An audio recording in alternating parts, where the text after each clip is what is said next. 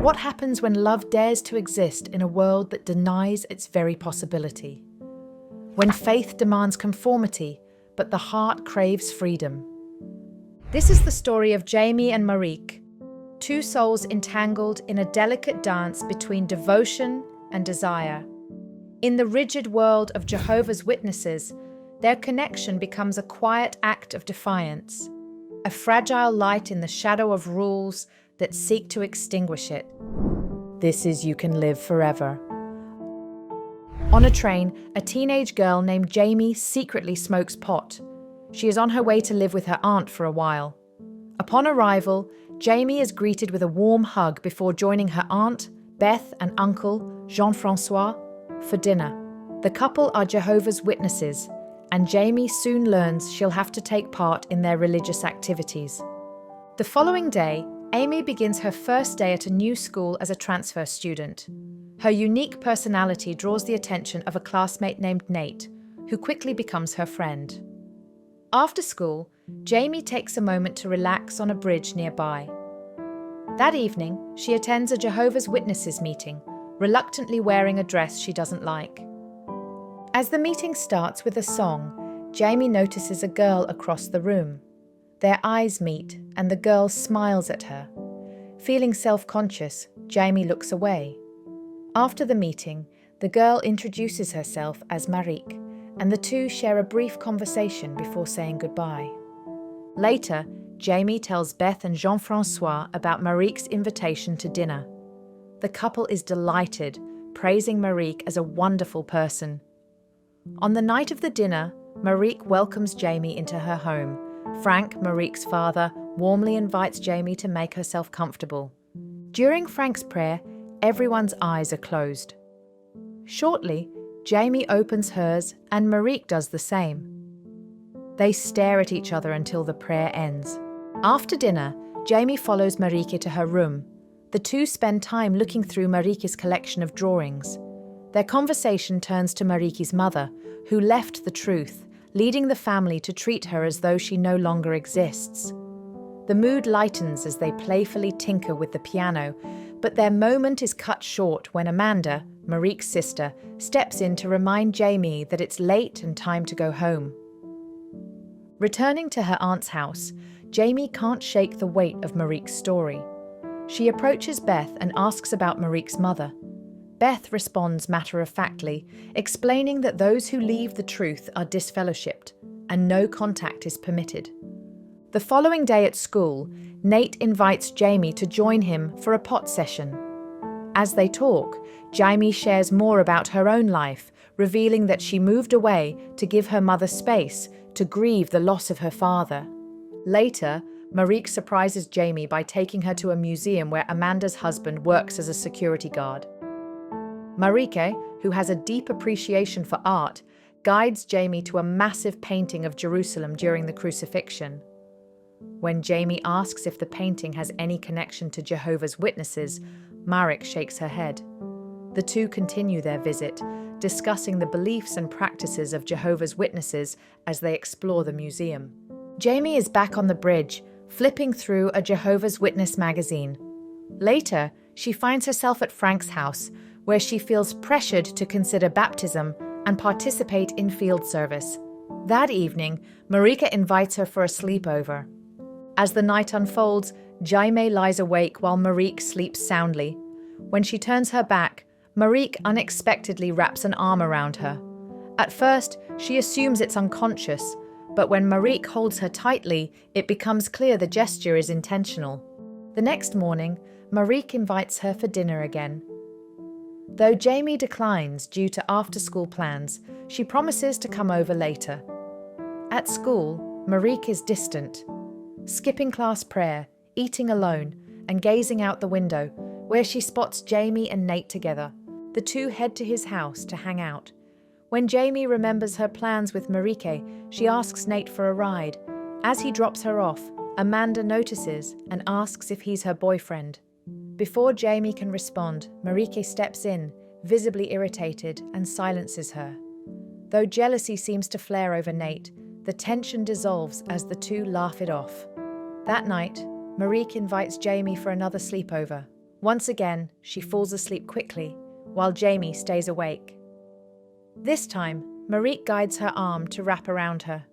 In the middle of the night, Amanda wakes up and sees them in this position. She says nothing but begins pressuring Jaime more about field service, even suggesting she borrow one of Marik's dresses. Though Jaime agrees to try pioneering, she refuses to wear a dress. During the field service, Marik takes the lead in conversations. Though the man they speak to shows little interest, she insists it was a success because he accepted a copy of The Citadel and donated some money. Over time, Jaime becomes a regular presence at Frank's house, spending her days with Marike crafting, playing, reading, brushing their teeth together, and even going on hikes. One day, Jaime receives a call from her mother, who asks her to return home now that she's feeling better. While Jaime is relieved to hear her mother is doing well, she asks for more time before going back. At the next Jehovah's Witnesses meeting, Amanda grows increasingly concerned about Jaime's influence on Marike. She convinces Beth and Jean-Francois to let Jaime help her with tasks. Once alone, Amanda confronts Jaime, criticizing her for drawing in their magazines and indirectly blaming her for Marike's behavior. She also subtly pressures Jaime to participate more in field service. The following day, Jaime feels a deep sadness. It's her first birthday since her father's passing. Adding to her grief, her mother didn't mention it during their recent call. To cheer her up, Nate buys her a cake. Though Jaime isn't a Jehovah's Witness, she's been participating in their meetings and activities, which means she's technically not supposed to celebrate birthdays. As Jaime enjoys the cake, Marike and Amanda spot her. They quickly realize she's celebrating her birthday, and Amanda reports it to Beth and Jean-Francois. Jaime is scolded by her aunt and uncle, who remind her to respect Marik's beliefs. Jean-Francois adds that if she wants to keep spending time with Marik and stay in their home, she must participate in more community activities. Jaime agrees to their conditions, but doesn't hold back her feelings. She tells them bluntly that if they wanted her to leave, they should have just said so. After the scolding, Jaime feels uneasy when Marike approaches her, worried they're no longer allowed to talk or hang out unless it's during Bible study or other Jehovah's Witnesses activities. Marike reassures her this isn't the case and quietly gives her a gift, a meteorite. Jaime loves it and shares that her mother has asked her to return home. Both admit they don't want Jaime to leave. Their conversation ends with Jaime accepting Marike's invitation to attend a Bible study. During the study, Marik subtly rubs her pinky against Jaime's thumb. Afterward, she walks her home. Before they reach the house, Marik asks her to pray together. Though Jaime finds it unusual, she agrees and closes her eyes as requested. When the prayer ends, Marik suddenly kisses her on the lips, then acts as though nothing happened. Startled, Jaime heads to Nate's place instead of going home. She tells him about the conditions she's had to accept to keep spending time with Marik and confesses about the kiss. Nate is surprised, but finds it intriguing. After their next field service together, Jaime tries to hold Marik's hand, but she pulls away. Instead, Marik brings up the guys in their congregation who have shown interest in them. She suggests that the four of them, Jaime, herself, Marc-Olivier, and Simon, should go out together sometime, adding that her father wouldn't mind. Though Jaime reluctantly agrees, she leaves feeling frustrated. Later, overwhelmed by her emotions, she throws the meteorite Marike gave her. Their planned movie night arrives. Marc-Olivier, Simon, and Marike pick up Jaime. During the drive, Marike tries to make up for her earlier rejection by holding Jaime's hand. At the cinema, Marike signals Jaime to follow her. They slip into a restroom and lock themselves in a cubicle. Unable to resist her feelings any longer, Marik tells Jaime to turn around. When Jaime complies, Marik hugs her tightly and Jaime holds her in return. After a quiet, intimate moment, they return to their seats. On the way home, Marik continues to show affection, resting her head on Jaime's shoulder. The two guys in the car remain oblivious to what's happening between them. When they drop Jaime off, she forgets her scarf, and Marik follows her inside. This is the moment their emotions finally overflow. They share a passionate kiss until the sound of a car horn interrupts them. Back at home, Marik can't stop thinking about what happened. She even imagines Jaime in her bath until Amanda interrupts, asking how Jaime and Simon got along. Their conversation shifts to their mother. Though Marik was very young when their mother left, she remembers her vividly and misses her deeply. Amanda shares the same feelings, but warns Marik not to bring it up with their father. Meanwhile, Beth is pleased to see Jaime and Marik spending so much time together in field service. Unbeknownst to her, the two have been sneaking away to be alone, and Marik has been fabricating their field service reports at the end of each day. One day at school, Jaime convinces Marik to skip class and hang out instead. Though Marik agrees, she insists on choosing their activity. After playfully pretending to baptize her, the two share another intimate moment. Later, Marik asks about her past relationships. Jaime reveals she's never had a boyfriend, but was once in a relationship with a girl. Though Marik feels a pang of jealousy, she denies it when questioned further. Days pass, but Marik can't stop thinking about what was shared. Sensing her unease, Jaime reassures her that her past relationship ended long ago. The two share a comforting hug. Just as they're about to kiss again, Jean-Francois happens to pass by on the other side of the street. He sees them and makes sure Jaime knows he's witnessed it. When Jaime returns home, the atmosphere remains surprisingly normal. Jean-Francois hasn't told Beth yet and won't be home until late that evening. The next day at school, Jaime discovers a letter in her locker from Marik, asking her to meet at the museum. It's revealed that Jean-Francois came home late the previous night after speaking with Frank about Jaime and Marik's relationship. Concerned that Marik might face disfellowshipping, Jaime urges her to come along when she returns home to her mother. Though Marik wants to go, she reassures Jaime that she won't be expelled from the truth. She promises to talk things through with her family, and the two share a tender goodbye kiss. A day passes quickly. That evening, Jean-Francois insists Jaime attend the meeting with them, as it will be his first talk. During the meeting, as the congregation sings, Marik's family arrives. Jean-Francois invites Frank to speak. Frank shares a Bible verse and then makes a shocking announcement.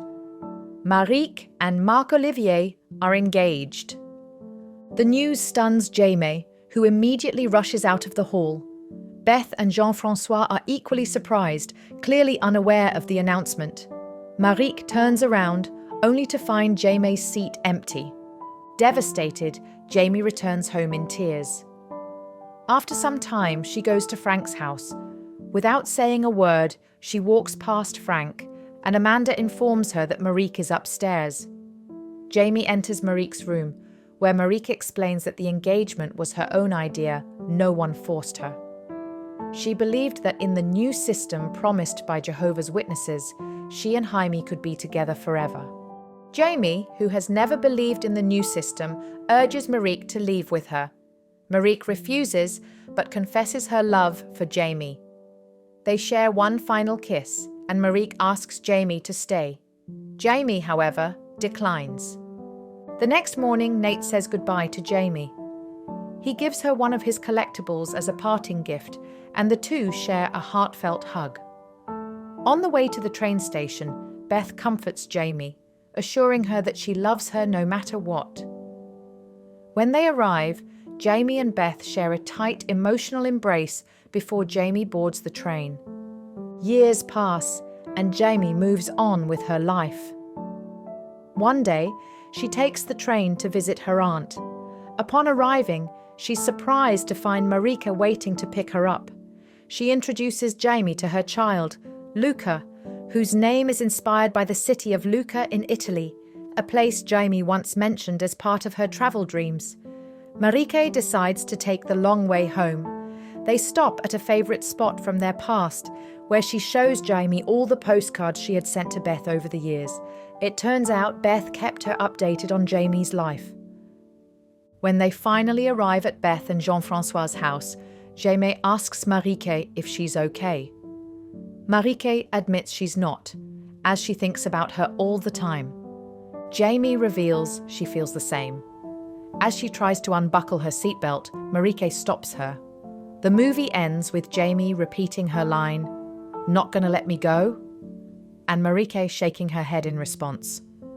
You Can Live Forever is a haunting exploration of love's resilience, the weight of sacrifice, and the courage to choose authenticity over obedience. Thanks for watching. If you enjoyed this recap, hit like, subscribe, and ring the bell for more heartfelt stories. Until next time, this is Sapphic Nook.